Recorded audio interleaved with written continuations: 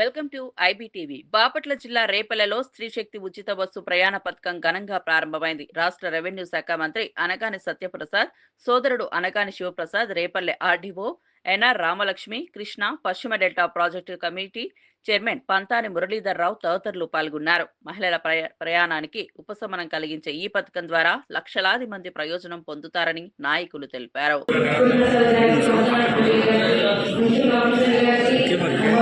Gracias.